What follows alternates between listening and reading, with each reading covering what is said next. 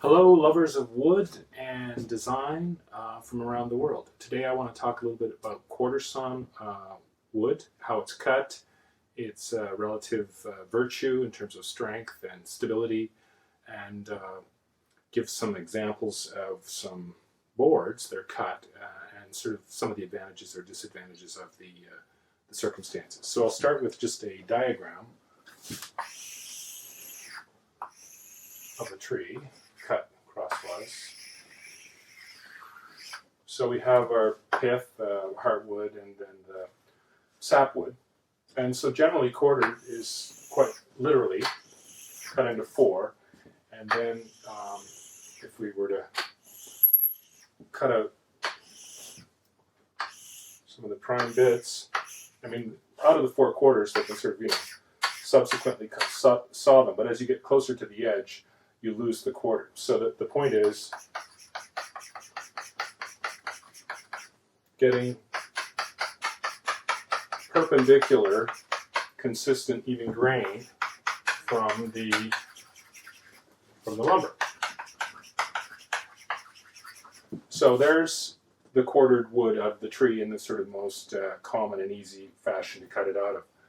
What generally happens is a tree is cut in slabs. It's less expensive, and it's the common way that lumber is milled. Just because you don't have to do anything rotating the tree, you don't take as much time. And of course, there you get some quartered material out of your tree, which is the primo. And then, as you can imagine, the grain in these end pieces, a lot more not so stable, how they're going to react and behave to moisture, heat, stress, and so on. It's kind of it's much more of a gamble, and you have to compensate when you're building certain items. But as I said, so out of the slab you get some of the primo, and that's quarter. Out of the conventional attempt to quarter, this is where the prime wood is. Now there's another kind of cutting of the tree, and that's called rift, where further attempts are made to harvest boards to expand the amount of quartered material out of the tree. And of course, in most cases, there's a fair bit of waste that goes along with that. Not to mention a lot of effort. However,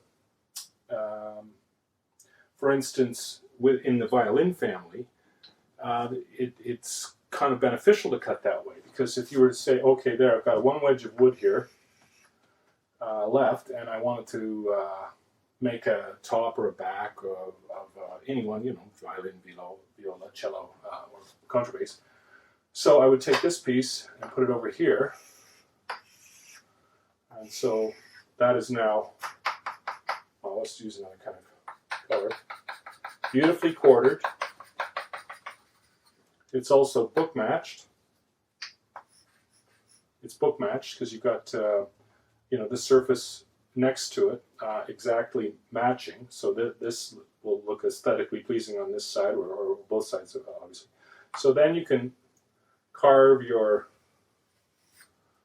violin or archtop guitar. For me, I guess a lot of things would be terms of reference would be musical instruments, because they really demonstrate the stress and strength and potential of wood, and all fine instruments are made with quartered wood. So there's rift cut, quartered, slab, and what you can get out of a piece of lumber. So now I'm going to show you some pieces of wood and some examples of how to get it out, or to see it on the end grain, and then you'll know a little bit more.